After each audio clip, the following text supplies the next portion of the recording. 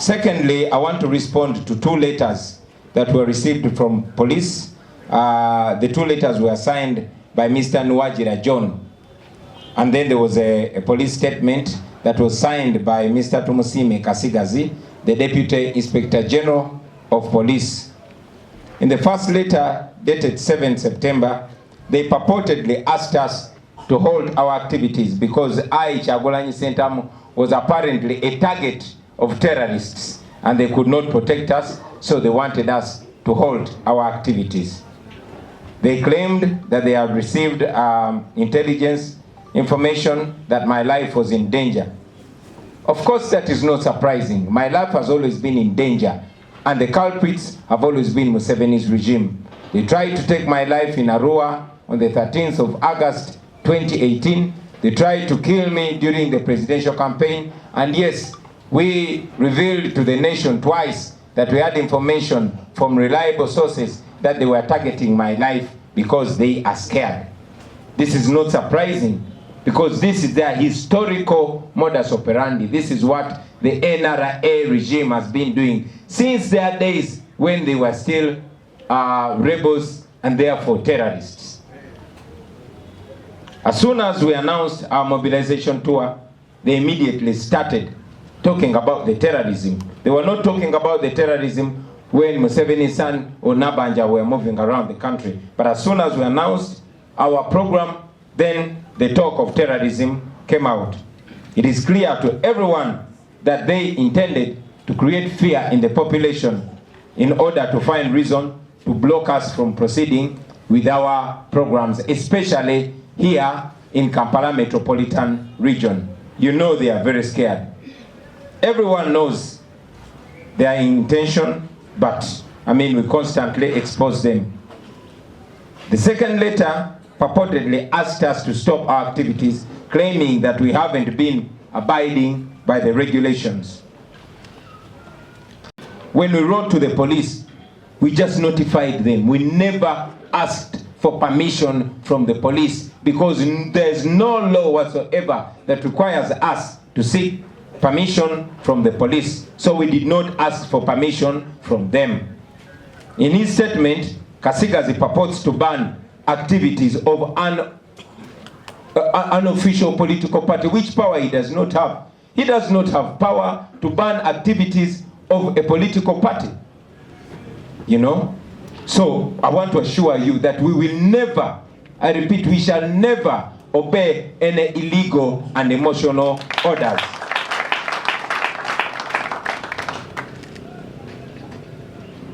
Secondly, they say blocking traffic. That is laughable, ladies and gentlemen. Our people have been very peaceful, like you saw. We have always ensured that road users use the road peacefully, and our activities have been giving freedom to everybody to drive. Our people have been peaceful, like we say, but interestingly and ironically, the people that have been blocking roads for hours now are calling us out for blocking roads. You have seen Museveni, his son, his daughters, and his hangers on blocking roads with impunity for hours, including here in the city center. Museveni himself blocks roads for hours with impunity. We have also seen Museveni's son blocking public roads here in Kampala just because he's celebrating his birthday. We have also seen known criminals, which you know, that block roads with impunity, but police has never talked about them. They instead protect them. As for Kasigazi, the statement that he made, it sounds like a statement that comes from the NRM Secretariat. The use of words like mob mentality, words like bullying, him describing us like radicals clearly speaks to somebody who is doing politics and not law enforcement. In addition, Kasigazi has turned himself into the prosecutor, the investigator, and the judge. It is, not for him to call us sectarian. It's not for him to declare us that we are defaming Museveni. If we have committed any offense, there are courts of law. Let them take us to court. I want to make it clear, although I know that all of you have seen that our activities have been very peaceful. And this has gone ahead to show the world that it is only when the police and military come in that chaos ensues. We have been peaceful because the police has not brought in any confusion and chaos. Even the one road accident that happened, the incident that happened in Hoima was purely a road accident. Of course, we sympathize with the family of the victim and we pray that the soul of our brother rests in eternal peace. So let me make these very clear comments. First, the double standards and lack of independence. This is seen in their actions and it only speaks of fear. They are scared because they know the truth. They know the people are tired of them and they are clearly working for the regime and not for the people of Uganda. They started with the fake terror reports. When they failed, now they are bringing other excuses.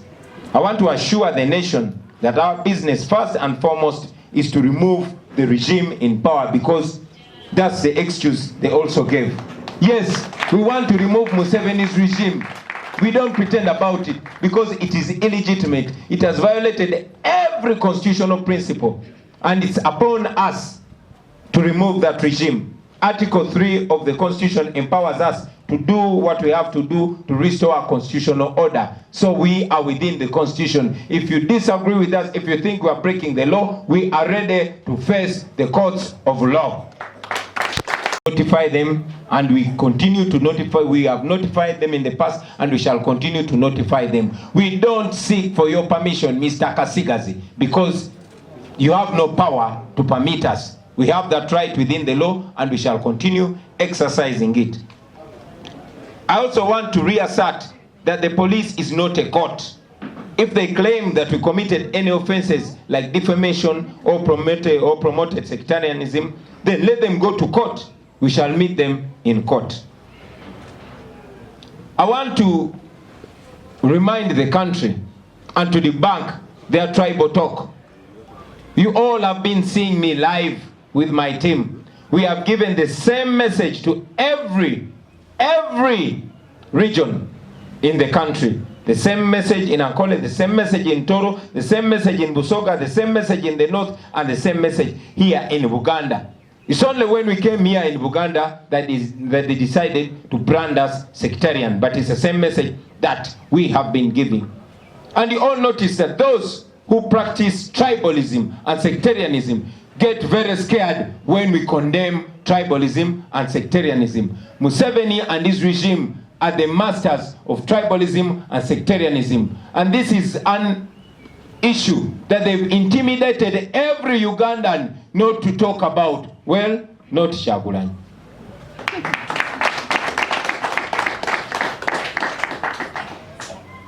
It is time, I think, ladies and gentlemen, that our country has a frank and honest discussion about tribalism and sectarianism. As a country, we must address that issue and we must address it now.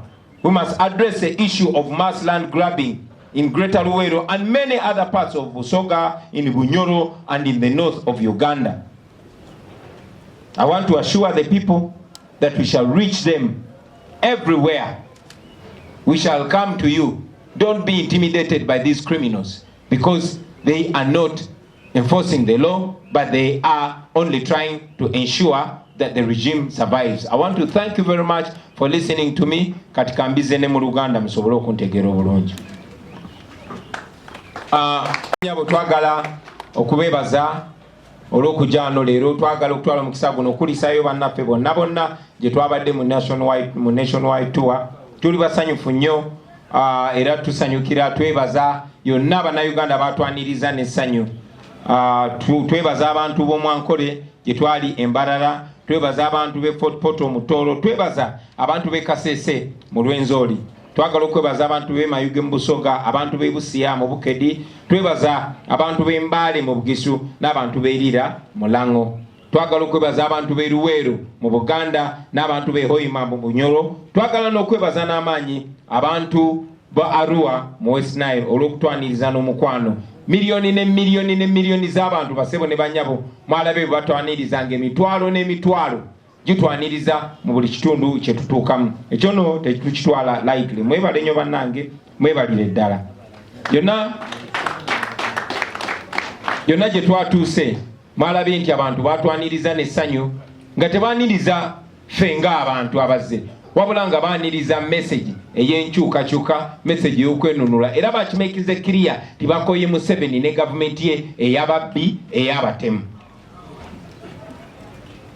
Okutwaniza kwaffe kwalaze kyetwogerako titetwogera ffeka, wabula n'eggwanga lyonna limiridde naffe. Twagala okukakasa abo bonna gye tutanaba kutuuka titujja batuukako mu ngeri emu oba endala, era mutulindirire, tuli mu kubo tujja. Ekyokubiri,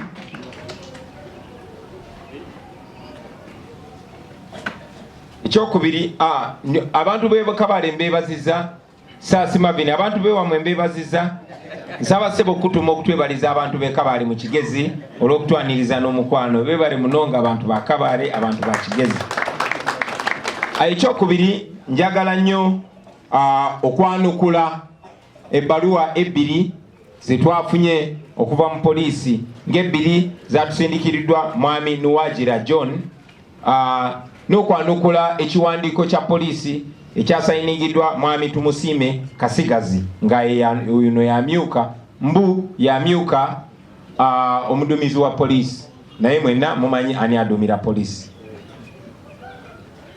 Mu baluwa eyasooka gye twafunanga mu 7 September baali bagezaako okuteekawo emboozi nti abatujju baagala kutemula nze, n'olw'ensonga eyo tuyimirize enkuŋŋaana zaffe kubanga bafunye obubaka nti abatemu baagala kuntemula. Baganda bange mwenna muzze mulaba abantu abagezaako okuntemula nga baatandikira ddala emyaka 5 n'omwezi gumu n'olunaku lumu nga 13 omwezi gw'omunaana mu Arua bwe bagezaako okuntemula, esasi ne likwata driver wange Yasini Kawuma.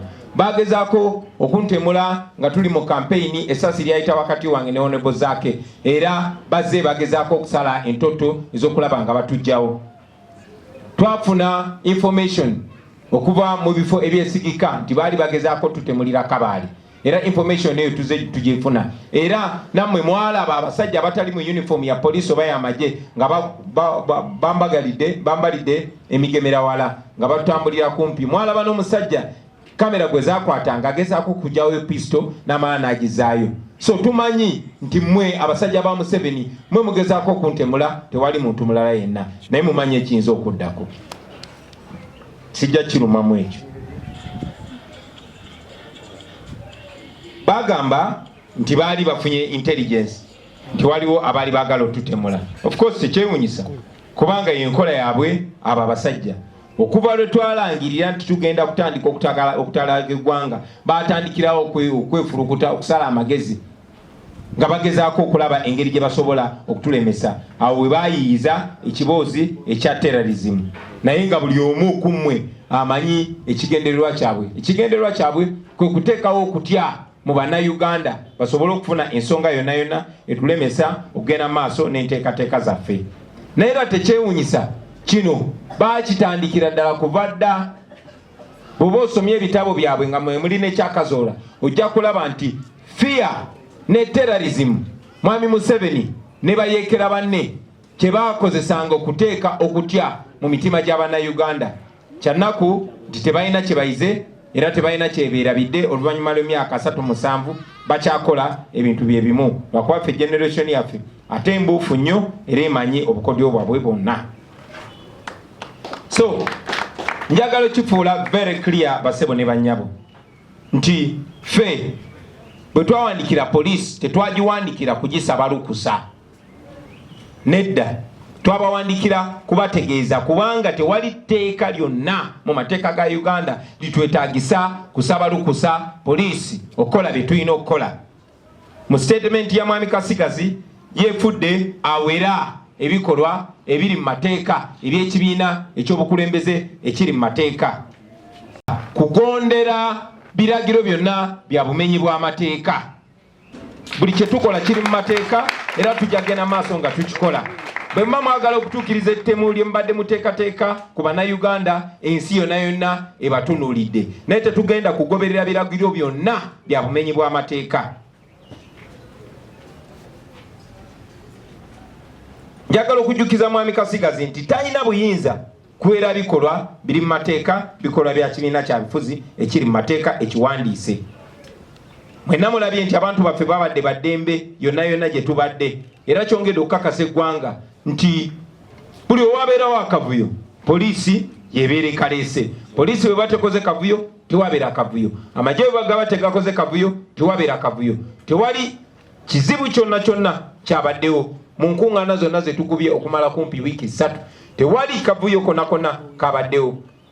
Nabalabye nga bagezaako okwesiba ku accident eyabadde ewoyima, naye eyo purely accident ey'oku luguudo. Era twagala okubagiza family ya muganda waffe oyo eyagendeddemu eyo accident. Kukyokwonoona traffic n'ekyokusiba amakubo. Njagala baganda bange mwenna okumanya okujjukira nti kyakyewuunyo abantu ate aba blocking enguudo okuvumirira ffe abata blocking enguudo. Muze mulaba mwami Museveni abaana be n'abo abamulya mu ngalo nga baziba enguudo. Mulaba ne Museveni bulijjo ng'aziba enguudo z'omu kibuga wakati kubanga agenda okuza birthday ye. Mulabye mutabani wa Museveni nga blocking enguudo mu kibuga makati nti agenda kuza birthday. Mulabye ne ba criminal abaziba emisango abamanyikiddwa nga ba blocking enguudo nga teri abagambako. Ate poliisi mu kifo ky'okubagambako ate ng'ekuuma bakuume. Naye ate ffe abakola ebiri mu mateeka poliisi begezaako okwekwasa. Ekyo nno kya buswavu. Twagala abaganda bange era okubategeeza nti mu eyo statement ya mwami Kasigazi bw'oba ogisomye tesoundinga nga ya poliisi, wabula esoundinga ng'evudde ku kitebe kya NRM.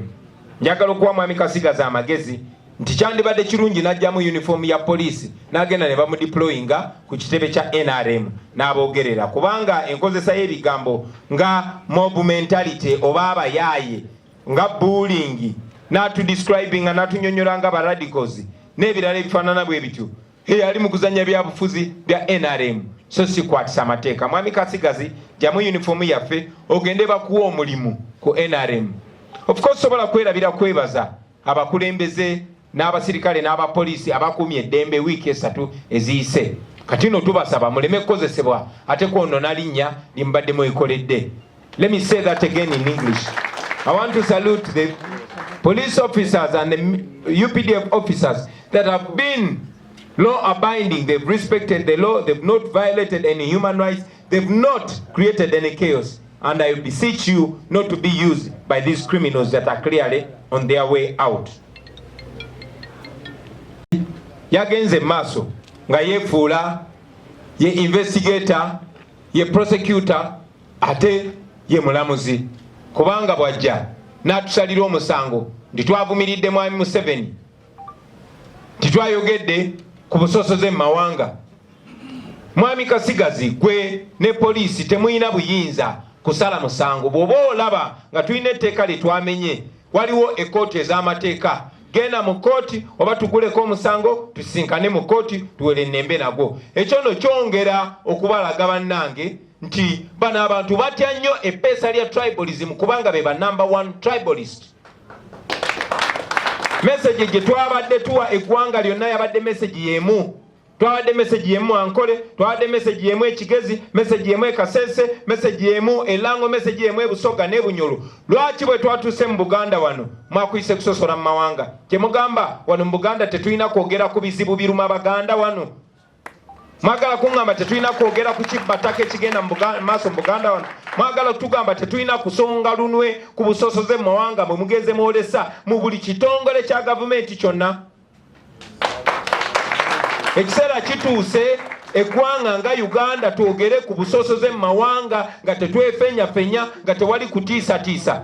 Njagala okozesa omukisa guno kana akabanga kubanga beefudde abaweera enkuŋŋaana zaffe kuba balabye nga tugenda kutambula.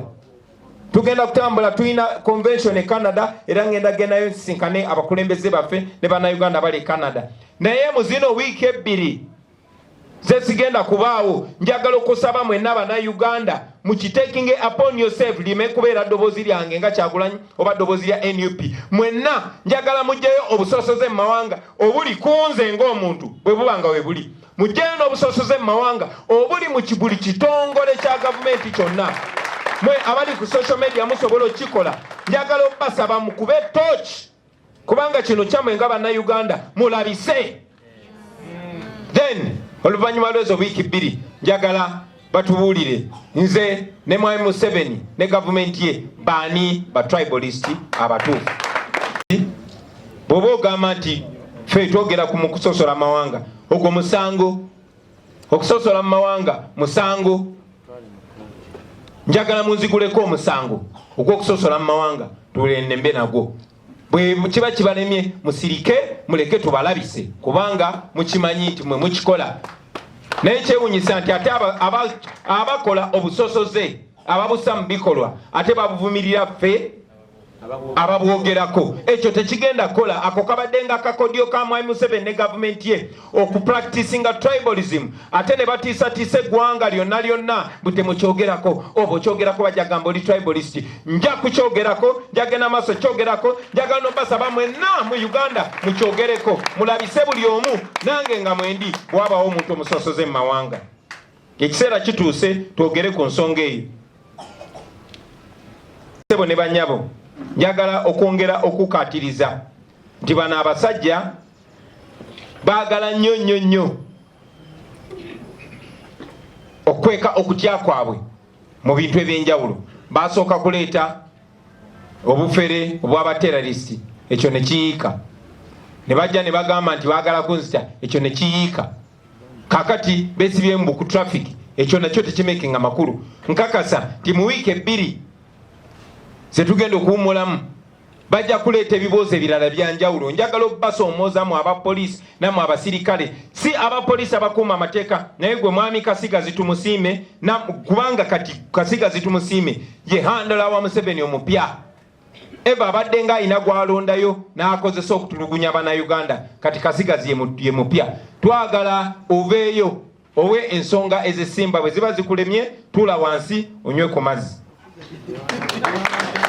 Uganda mwenna n'obbakakasa nti tugenda batuukako mu buli ngeri yonna, tugenda batuukako mu buli kitundu kyonna. Tewali teeka litugaana. Babadde beese yes mu baluwa ye yayogedde ne ku ky'okuggyako gavumenti ya Museveni titugezaako okuggyako gavumenti ya Museveni. Yes tetukikweka, twagala kumaamulako gavumenti ya Museveni ey'ababbi ey'abatuju. Ekyo tekimenya amateeka kuba gavumenti ya Museveni teriiko mu mateeka. Era akawaayiro namba 3 akasemateeka kawa buli munnayuganda yenna obuyinza, in fact si buyinza bwokka wabula akatutika obuvunaanyizibwa okuzzaawo constitutional order, okuzzaawo enfuga ey'amateeka. N'olw'ensonga eyo ekyo kye tuliko ate tetugenda kulekeraawo paka nga Museveni tumaze omujjamu eyo entebe yeyekyangiramu. Njagala okukiddiŋŋana basebo ne banyabo kibeere very clear nti poliisi teyina buyinza bonna kuwa muntu lukusa. Tewali muntu alina kusaba lukusa poliisi okukola nga biri mu mateeka wabula tulina gitegeezaako obutegeeza. Ekyokubiri twagala okukakasa bannayuganda nti poliisi si kooti. Mwami Kasigazi toli mulamuzi, oli just wa poliisi. N'olw'ensonga eyo toyina yadde n'obuyinza kutaputa byenjogedde n'ogamba bisosola mu mawanga. Ekyo kiraga nti otidde, kiraga nti mutidde, kiraga nti tubakutta ababa baluma. Era njagala okiddamu, let me say this again in English.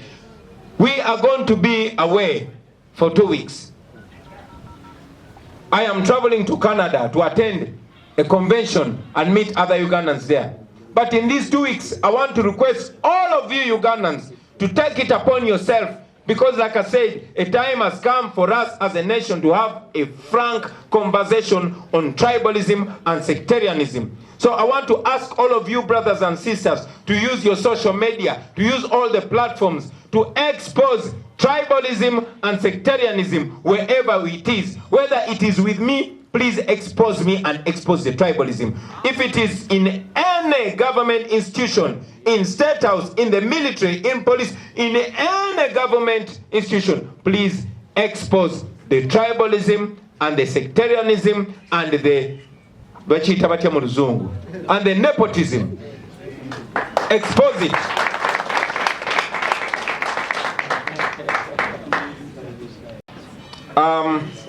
I want to once again assure all the people of Uganda that we shall reach you, we shall come to you. Museveni and your fellow criminals, if you want to harm us, the world is watching you.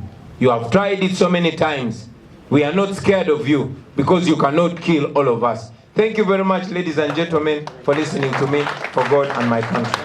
To the people of Fort Portal in Toro, to the people of Kasese in Rwenzori. We are grateful to the people of Mayuge in Busoga, to the people of Busia in Bukedi, and we are grateful to the people of Mbali in Bugisu, and the people of Lira in Lango. We appreciate the people of Luwero in Buganda and the people of Hoima in Bunyoro who came out in large numbers to welcome us.